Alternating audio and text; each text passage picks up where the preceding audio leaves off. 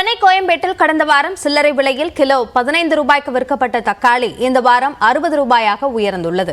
அதே சமயம் வெங்காயத்தின் விலை கடந்த வாரத்தை விட இந்த வாரம் சற்றே குறைந்துள்ளது.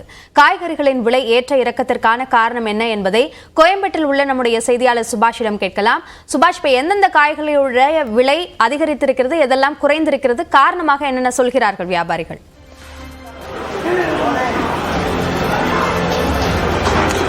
கடந்த வாரம் நாம் பார்த்தோம் தக்காளியின் விலை குறைந்திருந்தது. ஆனால் இந்த வாரம் தக்காளியின் விலை மிக அதிகரித்திருக்கிறது. குறிப்பாக 15-20 ரூபாய்க்கு விற்ற தக்காளியோட விலை இந்த வாரம் கிட்டத்தட்ட 60 ரூபாய் வரை விற்கப்படுகிறது. அதே நேரத்தில் வெங்காயத்தின் விலை 1 கிலோ 25 ரூபாய் அப்படின்ற அளவுக்கு விற்கப்பட்டிருக்கு.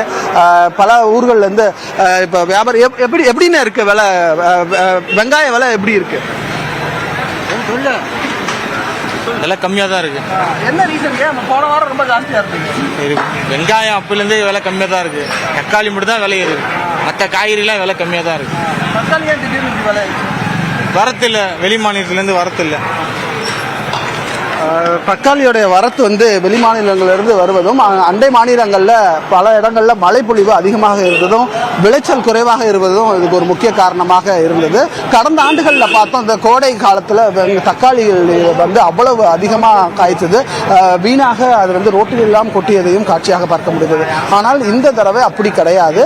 மிக அதிக அளவில் வரத்து இல்லாமல் மிக சொற்பமான அளவிலேயே வருவதாக இந்த தக்காளியின் விலை உயர்வுக்கு காரணமாக இருக்கு.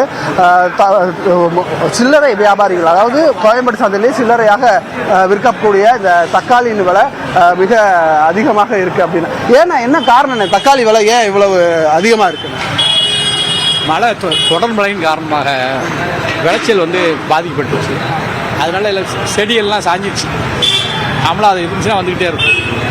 பாதி கிட்டத்தட்ட ஒரு நாளைக்கு 30 லோடு வர்ற இடத்துல 7 லோடு 8 லோடு அங்கேயே வருது. அதனால இங்கே ஆட்டோமேட்டிக்காக டிமாண்ட் அங்கே ஏலமும் ஜாஸ்தி ஆகிடுது. வர்றவங்க சரக்கு அங்கே ரொம்ப டிமாண்டாக வாங்குறதுனால இங்கே அதிகமாக விற்கிறாங்க. வர்றவங்க வாரத்தில் இது குறையறதுக்கு வாய்ப்பு இருக்கா? ஏன்னா இப்போ 60 ரூபா 70 ரூபா கூட விற்கிது. இங்கே உங்ககிட்டே இவ்வளோ விலை விற்கிதுன்னா வாங்கிட்டு போய் உங்ககிட்ட வியாபாரிகள் அதிகமாக விற்பாங்க. வர வாரத்தில் எப்படி இருக்கும்? வர வாரத்தில் சரக்கு ஃபுல்லாக தெரிய ஆரம்பிச்சிருச்சுன்னா, சரக்கு அங்கேயே நிறையா வர ஆரம்பிச்சுன்னா ஆட்டோமேட்டிக்காக குறையறதுக்கு வாய்ப்புகள் நிறையா இருக்குது. ஆனால் இந்த ரேட் நீடிக்காது. ஆமாம், ஒரு எப்படினாலும் 20 நாள் அதிகபட்சம் ஆகும். அப்புறம் கொஞ்சம் ஆட்டோமேட்டிக்காக பழைய நிலைமைக்கு வந்துடும். மழைப்பொழிவு வந்தவுடன் இப்போ ஏன்னா அந்த தென்மேற்கு பருவமழையெல்லாம் தொடங்கிருச்சு. விவசாயிகள் மிக உற்சாகமாக தங்களது பணிகளை மேற்கொண்டு வரக்கூடிய சூழ்நிலையில் இந்த இது குறையும் அப்படின்றாங்க. சின்ன வெங்காயம் விலை அதிகமாக இருக்குது, இஞ்சி அதிகமாக இருக்குது, அதே போல் பீன்ஸோடைய விலை அதிகமாக இருக்குது. இது போன்ற காய்கறிகளின் விலை சற்று உயர்வாகவே இருக்கிறது. அதனால் காய்கறிகளுடைய விலையில் மாற்றம் ஏற்பட்டிருக்கிறது. சார்ந்த கள விவரங்களுக்கு நன்றி சுபாஷ்.